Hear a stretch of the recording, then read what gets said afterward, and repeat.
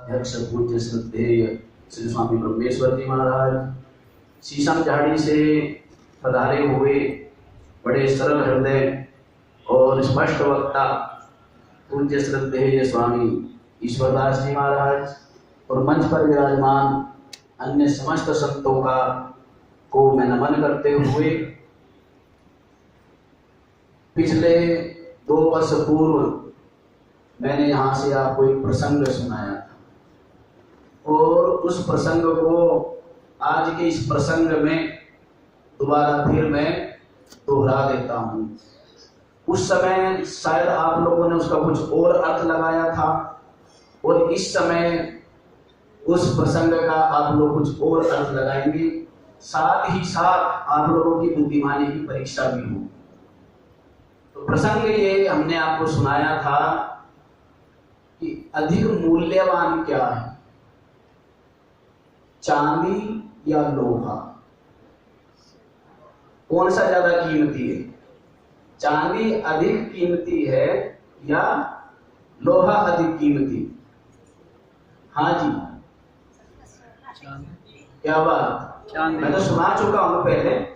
देखो स्वामी जी कह रहे कि चांदी अधिक मूल्यवान। और कोई? आप लोग तो जानते हैं। हाँ जी। तो ऐसा एक संत ने अपने शिष्यों से पूछा कि लोहा अधिक मूल्यवान है या चांदी अधिक मूल्यवान है? बड़ा सरल सा उत्तर सभी शिष्यों ने कहा, चांदी अधिक मूल्यवान। लेकिन जो एक बड़ा विचारशील था शिष्य, उसने कहा, गुरुदेव चांदी अधिक मूल्यवान नहीं है, लोहा अधिक मूल्यवान। जितने लोग बैठे हुए थे सबको बड़ा आश्चर्य हुआ कि मूर्ख है क्या, मूढ़ है क्या, इसको इतनी भी अकल नहीं है कि चांदी और लोहा, चांदी कितनी मूल्यवान है, लोहा तो कुछ भी मूल्यवान नहीं है। गुरुदेव ने कहा, ठहरो, पहले इनको अपनी बातें स्पष्ट करने, स्पष्टीकरण दे। तो गुरुदेव ने पूछा कि आप लोहे को अधिक मूल्यवान कह रहे हैं, इसको कैसे आप समझा पाएंगे, कैसे? तो शिष्य ने कहा, गुरुदेव लोहा अधिक इसलिए मूल्यवान है क्योंकि लोहे के अंदर संभावना और चांदी के अंदर कुछ संभावना नहीं। चांदी चांदी ही रहेगा, लेकिन यदि लोहे को पारस का स्पर्श हो जाए तो लोहा, तो सोना ज्यादा मूल्यवान है या लोहा, चांदी? लोहे के अंदर संभावना है और चांदी के अंदर कोई संभावना नहीं, इसलिए लोहा अधिक मूल्यवान। तो इस प्रसंग को हमने कहा था, उस समय तो हमने पूज्य स्वामी राम जी के लिए कहा था, कुछ लोग उसको अन्यथा भी ले गए। और अब ये बात मैं श्री स्वामी नाम, अब पुराना नाम लूं या नया नाम लूं? नया नाम तो ये है कि राम जी महाराज से परामर्श किया और शिष्य से भी परामर्श किया, तो जो नवीन नाम का जो नामकरण हुआ है, शुभ नाम, वो अमृत प्रकाश जी महाराज। जय हो।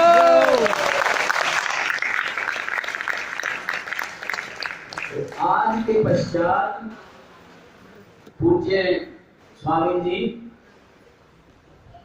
श्री अमृत प्रकाश जी महाराज के नाम से जाने जाएंगे, क्योंकि आप लोग जानते ही है कि ये संस्था हमारे बड़े विद्वान, बड़े त्यागी, तपस्वी और पूज्य श्रद्धेय महामहिम महामंडलेश्वर ब्रह्मलीन श्री स्वामी आत्म प्रकाश जी महाराज ने इसको प्रतिष्ठापित किया था।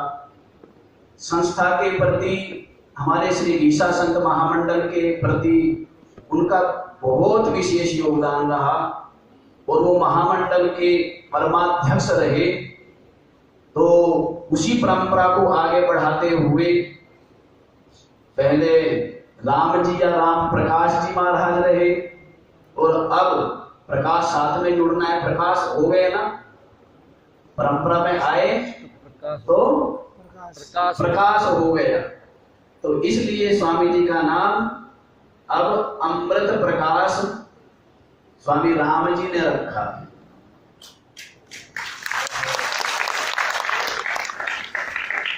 और अब स्वामी अमृत प्रकाश जी महाराज जो हमारी परंपरा की जो सिद्धांत है उसी के अनुसार, वैसे तो करीब 1.5 वर्ष से हम भी इनको देख रहे हैं, वैसे बातें तो बहुत होती रही, कुछ ट्रस्टी लोग महात्मा लोग आपस में समन्वय नहीं हो पाया, तो वो कुछ और सोचते रहे, वो कुछ और सोचते रहे। लेकिन ये बात सत्य थी कि सभी को संस्था की चिंता थी, सभी को इस बात की चिंता थी कि ये जो परंपरा, ये जो स्वामी आत्म प्रकाश जी महाराज ने स्थापना की है आनंद धाम की, ये केवल सुचारू रूप से ही ना चले, अभी तो यहाँ से जो सदा ज्ञान का, सत्संग का, भक्ति का, वैराग्य विवेक का जो प्रचार प्रसार होता रहा था वो आगे भी हो। बीच में थोड़ा सा व्यवधान रहा, लेकिन जैसे अभी सभी संतों ने आपको बताया है कि ये तो स्वामी राम जी की, जिन्होंने गौ माता की सेवा की, अपने गुरुदेव की सेवा की, और इनका जो गुरुदेव के प्रति समर्पण रहा, उसी तपस्या का फल ये है कि आज इनको इतना सुयोग्य शिष्य प्राप्त हो रहा। क्योंकि देखो आज के समय में पहली बात तो शिष्य नहीं मिलता, और दूसरी बात साथ साथ सुयोग्य हो। तो स्वामी अमृत प्रकाश जी महाराज बड़े सुयोग्य है, सरल है, तो इनको पूरा हमारा गीसा संत, गीसा पंथ के जो संत है वो इनको अपने साथ, अपने पंथ में स्वीकार करते हैं, ससम्मान स्वीकार करते हैं।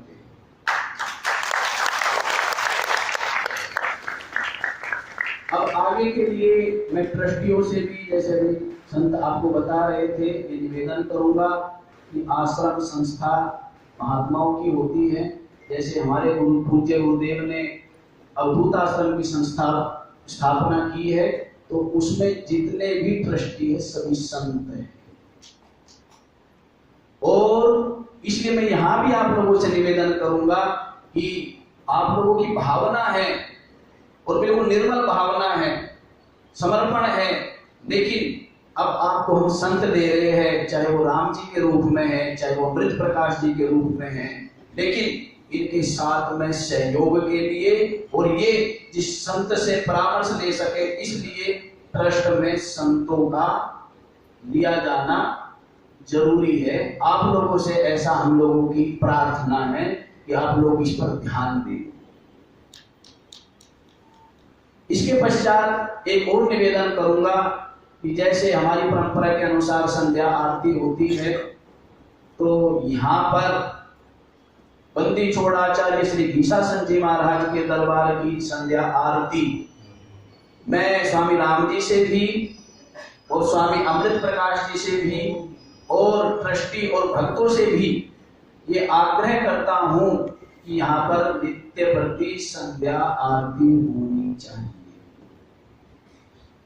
जिस परंपरा का ये आश्रम है, जिस परंपरा के संतों ने तपस्या करके, साधना करके इतने जीवों का कल्याण किया और एक मार्ग प्रशस्त किया है, तो उनको संध्या के समय स्मरण करना, याद करना, ये हम लोगों का कर्तव्य बनता है। तो इसलिए संध्या आरती के लिए मैं अवश्यमेव आग्रह करूंगा। और इसके साथ ही साथ हमारे बंदी छोड़ आचार्य श्री गीसासन जी महाराज की जो अमृतमयी वाणी ग्रंथ साहिब है, उसका भी मैं आग्रह करूंगा कि समय समय पर पाठ का प्रकाश होना चाहिए। बोलो गीसा संत मंडल की।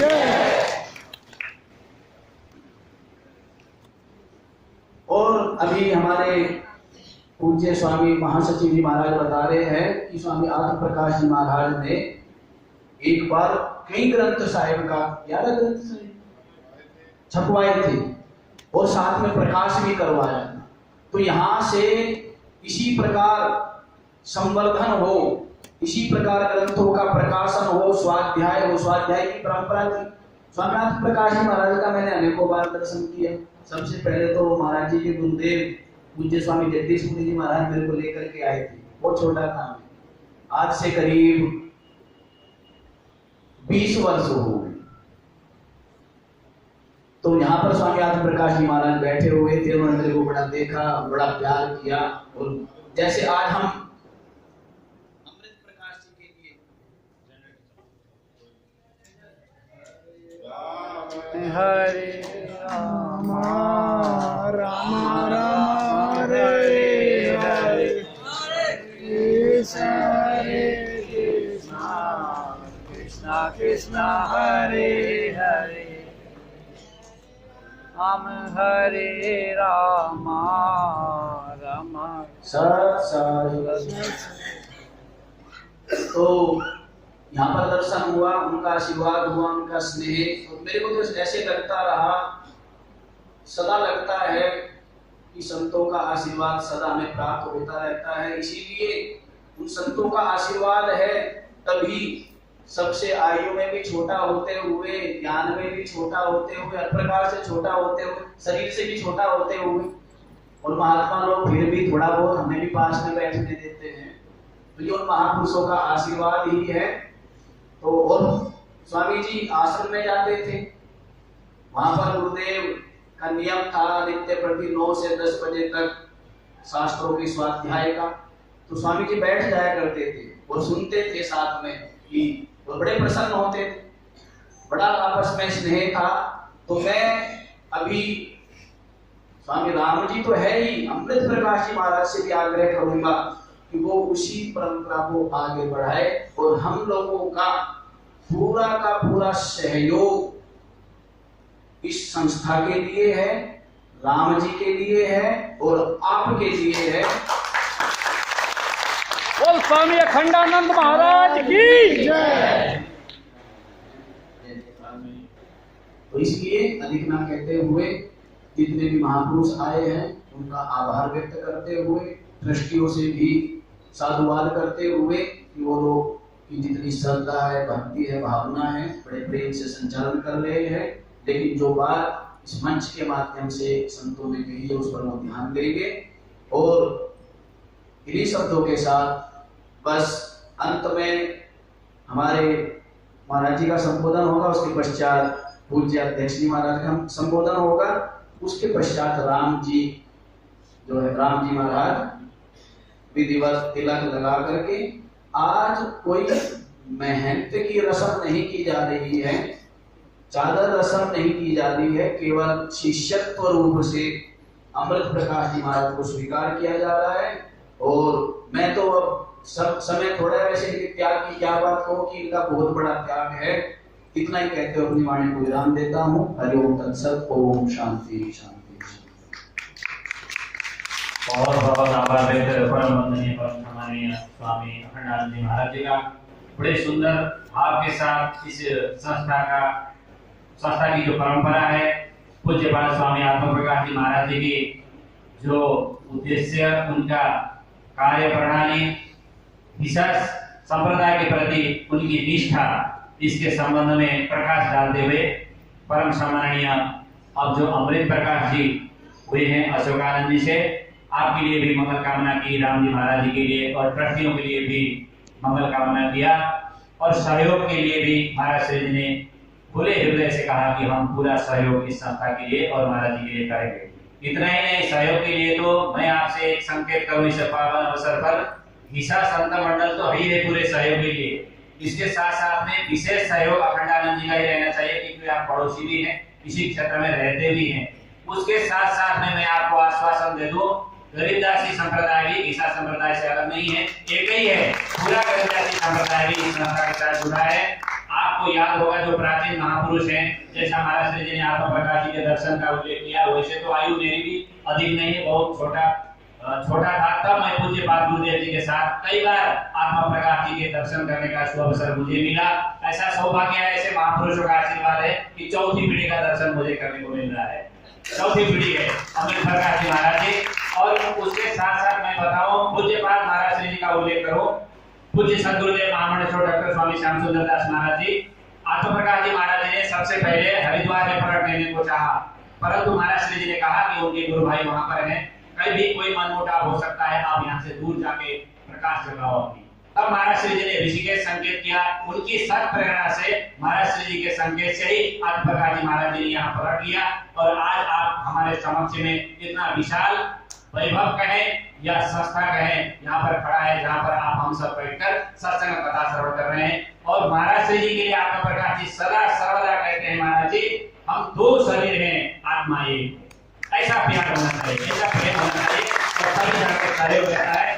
96 ओल्ड 96 साल की आयु में आप हम सबको आशीर्वाद देने के लिए इस वर्षा के मौसम में आश्रम से चलकर यहाँ आए। वो केवल प्रेम है, प्रेम के अलावा और कुछ नहीं है, जो भक्तों के प्रति, संतों के प्रति, ट्रस्टियों के प्रति, इस संस्था के प्रति और पूज्यपाद स्वामी आत्म प्रकाश के प्रति होता है। यह प्यार प्रेम संतों का सदा बना रहे। इन्हीं मंगल कामनाओं के साथ आप आइए दिशा संत मंडल के परमाध्यक्ष परम वंदनीय परम सम्माननीय स्वामी राघवानंद जी महाराज जी यहाँ पर विराजमान है।